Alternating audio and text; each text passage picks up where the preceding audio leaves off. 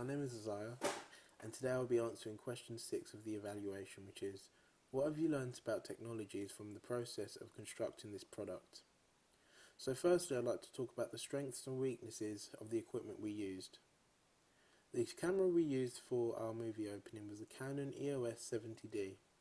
The strengths of this camera was that it had a large viewfinder, a 20.2 megapixel camera that recorded in 1080p 30.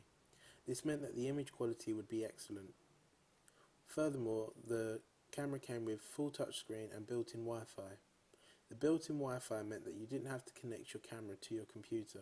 Instead, you can send videos and images to your computer through email.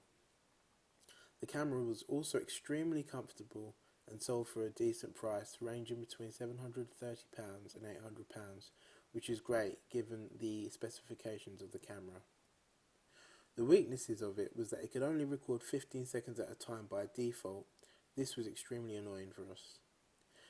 This option was changeable, as we found out, but the navigation system in the settings menu is not very intuitive, which meant that it was very hard to find the option to change this 15-second record cap. Also, the camera took very long to autofocus at times. To edit, we used the MacBook Pro. The strengths of it was that it had a very fast CPU. Also, it had a stunning retina display and it never slowed down or froze.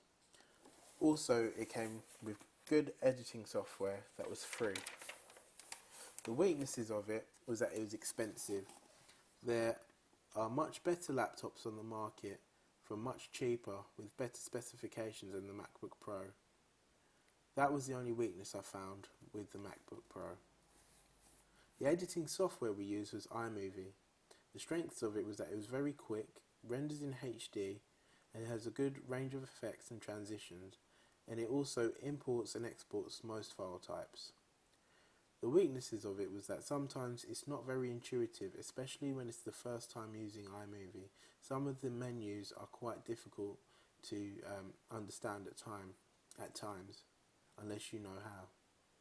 Rendering videos can take up a lot of hard drive space as well, which was another problem, but is also inevitable, especially when you want to render movies in 1080p like we did.